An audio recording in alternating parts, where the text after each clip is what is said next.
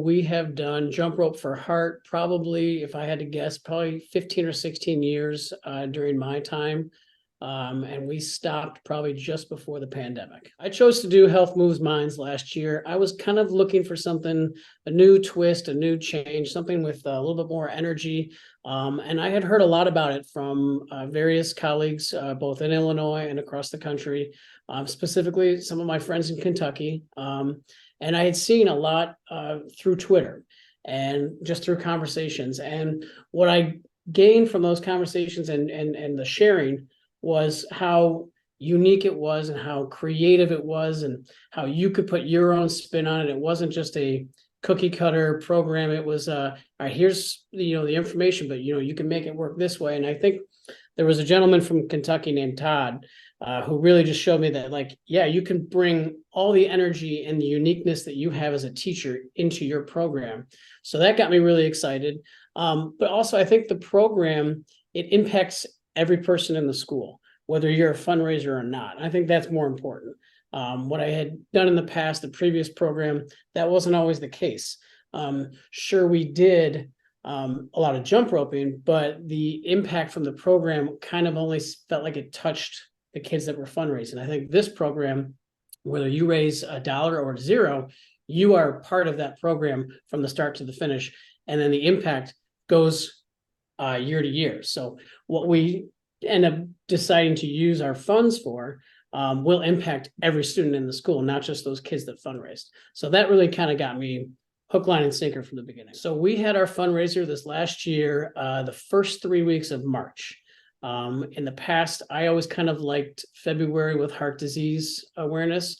But this year we tried to push it back just a little bit and then kind of just feed it right into spring break. We also broke it into 3 weeks. And the reason we did that is because we broke it into every week had a kind of theme, and we went with those 3 letters. We went with a week's focusing on health, a week focusing on moves, and a week focusing on our minds. So it kind of just really broke it up and really focused on each area each week. So it was 3 weeks and in March, and I'm thinking the same time frame this next year. So I think the impact on my school community was just some new language and some new communication towards things like kindness. Yeah, it's great to have a random act of kindness week, but if we can really get that language across the board at every grade level and kind of make it common language year round and keep building on that year to year, that's one big impact I think it's had on the community. I think also just switching the mindset of the previous fundraisers were always about like what's coming into us, like what are we getting, rather than what can we do to impact our community, impact our school, impact future classes. So I always talk with my students about, if you're in a fifth grader and I say, you're leaving us, but your impact is going to be seen by your younger brother and sister who are in kindergarten in 6 years. They're still going to be here and they're going to be, reaping the benefits of what you guys did, the changes that you made, the new equipment that we might get, the new resource that we might get, and how we can expand our program and grow it because of you. So I kind of like that impact on the school community, and knowing that it's not just a 1-year thing, it's a long-term thing. So we haven't used our gift card yet, but we do have the intention of purchasing heart rate monitors for this next school year. And then making that a new thing that's implemented within different units of instruction. So my co-teacher, Mr. Nolan, and I, as well as Julie Bakken, who is a teacher in my district who kind of helped collaborate our ideas this year. She and I are going to start brainstorming ideas on how we could use those heart rate monitors in class. And again, that's going to be something that the students will see now, not just for 1 year, but 3 to 4 or 5 years in class, and start to really expand their learning and understanding of their health and their bodies, and the impact that it can have. I think it impacts everyone, including myself, because it's giving me an opportunity to expand my lessons and my instruction. I always tell other teachers, I'm and my students, I'm constantly learning. I'm a lifelong learner. Okay. And if I can continue to be a lifelong learner, I'm only going to make the learning for you even better. So when I have students come back, Or, I mean, actually, there's a fourth grade teacher at my school. I taught her when she was here, when she was younger. And I tell her, I'm like, things have changed so much, and all for the better. And so this program, I mean, getting those resources and getting those heart rate monitors will only help me, help the students, and help the parents, because now it's another resource that I can use to share information from class to home and show evidence of what students are learning in class. So it's covering everybody. We did not go with the overall theme of amplify kindness, but kindness was definitely a word within every lesson, whether it's the mini lesson or just something that, you know, a catchable aha moment. We focused on those big three words of health, moves, and minds, and they were plastered all over the gym and all over the hallways. In the middle of our fundraising, we had a health, moves, minds family night. And we broke up the school into three areas, and one was health, and one was moves, and one was minds. And they had a little card that they kind of went around with their parents, and they had to check in at each station, and there was work for them to do to prove that they were there. So if it was the health station, maybe they did an activity like skee ball, and then depending on how many their score was, whatever range it fell in, they had to pull a sheet and find a health fact. They were in the one room for the minds, and they did I think they did bowling in there, and then they had to do some facts on mindfulness and breathing techniques. And so we had three areas, but the main theme was health, moves, and minds. Just really getting those three words kind of etched in our memory, because I feel like going forward, if we're just going to keep saying health, moves, minds, that has to be kind of like the anchor of our start. So this in the past is one that I'd always have a lot of fun with, but not knowing how this event would go its first year, I kind of I dialed it back a little bit. But one incentive that I've always done is a top classroom. The top classroom usually gets an extra 30 minutes with me in the gym or outside. And then another incentive that's worked well in my last 5-10 years of the other program was any student that raised $100 or more got invited to a special event. And so in the past, it's been usually like right after school, and the students are there for like 2 or 3 hours, and it's a plethora of activities where it's like playing in the gym. Then we go have like a healthy snack. Then we do a scavenger hunt around the school. And then we go back to the gym and play a little bit. Then we had just like free play with jump ropes and other things throughout the year. And then we'd always wrap it up with a movie and like a pizza party. And so it was my kids. I'd have anywhere from 20 to 30 kids usually that raised $100 or more, and they were always invited to this. So I did that this last year. Numbers were a lot lower, but I still had probably 8 kids, I think, that raised, I think, around $100 or more. And so they had that, but just on a smaller scale. And we did it right after school. And it was all that I just said, just on a condensed size. But in the past, I've done all the fun things. I've been duct taped to the wall. I've been slimed. I've eaten crickets. I've had my head shaved. I know some people have done the sleep on the roof, but my district has not allowed that, but maybe it's worth revisiting. Dunk tank, whatever. I will do anything. I just knew in the first year I didn't want to get too disappointed if I put something too high and we didn't even come close. But those are ideas that I will always revisit on a cycle, and I'm willing to do them all. I've dyed my hair pink, green. Yeah, I'm sure there's others I can't think of, but I have no problem putting myself in trouble. So this year we went with option one. So the entire funds were coming into school. I think what we're going to try to figure out going forward is between myself and my leadership club, which is a bunch of 5th grade students that we hand select, where we are constantly doing fundraising throughout the year on a much smaller scale, bake sales and Valentine grams and things like that, just for like a 2-day thing. Is if we want to find a local charity that we want to donate to, or do we want to explore our PTO? Now, we also have talked about, well, myself and the co-teacher, about doing like a cycle between maybe like 3. So maybe it's the PTO, it's the one that the students choose, and then maybe it's one other that I would choose that might be a little more in the health and wellness environment, but local. So I think that's the game plan going forward, is kind of a rotation. Because I do think as I push this program going forward, it is important for us to advertise that we are making a difference, not just in the Salt Creek community, but Salt Creek community is outside our school. So we do need to have an impact there. And then that lends itself to kind of get creative with some of your lessons and activities within the Health Moves Minds, because if we are going to maybe work for the Elk Grove Food Pantry, then maybe that's when I do my nutrition lessons, and it's all kind of overlapped here, and it's making sense together. So I think that's the future of it going forward, is but just committing to probably a rotation of a few. Yes, I think, and all of these are an area of growth forever. I mean, they're always an area that we can always grow in. But I think teamwork for sure. I've done team building lessons and units before, but I think tying in some of the other language, like being a respectful listener and being patient and being kind to others and giving a compliment, really changed how some of that teamwork dynamic played out for some grade levels.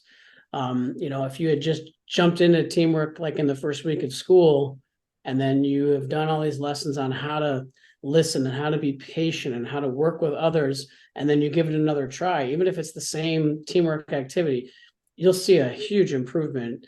And then you can actually debrief about it with them and say, like, all right, let's talk. And I think that's one of the lessons. I think it's like apples and bananas, where one's an apple talking, one's a banana listening. Like, call out, all right, apples, raise your hand, bananas. Okay, like eyes on, ears on, let's go. So I think a lot of those lessons really made an impact in the students, knowing that they're sharing space. That was always a thing that I've kind of had an issue with for all of my teaching, is that this is our time, this is our space. It's not just your time, it's not just my time. So just being respectful of everyone's space and time. I think some of these lessons have really helped with that. I know we've done a lot on breathing, whether it's group breathing, partner breathing, step off in your own area and breathing. This whole summer, I have been taking videos of places that I've traveled for mindful minutes. And with the help of many other PE teachers here in Illinois, we've put them all together in a slideshow of places that we've gone on vacation. And so I've gotten some great from Colorado and some from Banff and Wisconsin. And so, like I said, I was just camping, but I was on the kayak for 1 minute, just peaceful. I was in my own mindful minute, but I was filming it, but I took the mindful minute myself too. And so now I have this as another resource for the students. And, the kids can say to me, like, hey, Mr. Phillips, I need a mindful minute. So they can either do it by themselves, or we can say, like, who else wants a mindful minute? And if you don't want it, then you can just walk around, but just be respectful of everyone's space. So I think that's kind of a thing that we have to keep improving. And it can't just be a here and there. It has to be throughout the year. It has to have some traction. So it's remembered and it's valued. But we all need a mindful minute time from time to time. And it's not just the students, sometimes the teachers need them. And so it's a good resource, and it's a good practice that we've done this year, is breathing techniques and breathing strategies, but also knowing when to take them, like talking about anxiety and stress, or when the parachute one with the popcorn, like this is someone's mind with so much on their mind, and then this is when we take our mindful minute. It's just calm. So that's I'd say some of the big take backs. Partner acceptance. So like your body language, when you find out, if I find out Stephanie's my partner and I shrug my shoulders and let my head down, okay, I'm not giving a positive reaction to Stephanie as my partner. So we talk a lot about that, but I think it's going back to the respectful listening, just knowing when they need to take a breath. If there's something else on their mind when they first came in the gym and you need 2 minutes to clear your mind, well, we've taught you how to do it. Or if you need an idea, you have classmates. It's telling the students that, it's okay to ask for help, and it doesn't have to be me. You can ask your classmates for help, knowing that you have, peers in your classroom, and I'm okay if you only ask your best friend, because if they have the answer for you, they have the answer for you. But just, there are 20 other people in here that might have a different answer, and you might like that answer better, just so you guys know that. And then, so then you have to do a little trial and error with everybody. Just go walk up to a new partner and ask them what's their favorite breathing technique, or what's their favorite thing to do after school.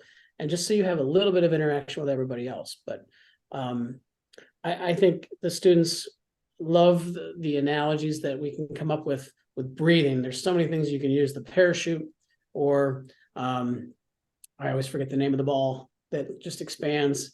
But there's lots. We're visual learners. A lot of us are visual learners, and I think just any way we can apply it to something in the gym or something in our space, but also relating it to something in their lives, because kids come in from so many different backgrounds. But there's a lot of good lessons out there. I think those are the ones that resonate the most with me. Is those ones. I think the feedback that I got this year was, since everything was kind of on a smaller scale, just because it was so brand new.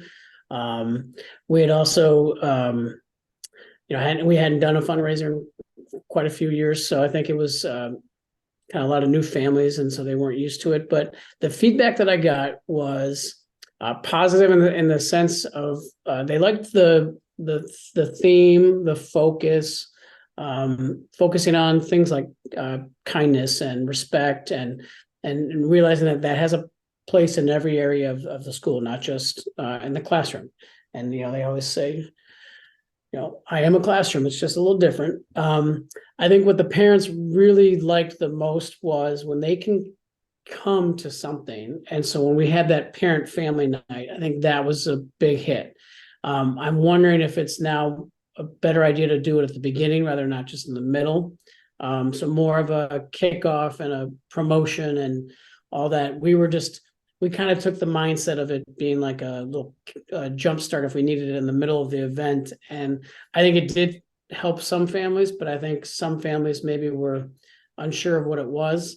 But I think getting them to the school and having some, things in their hands that they could take home, and a chance to ask me questions. And all three of us were there because I co-ran it with Julie Bakken from another school in the district. So she invited her families.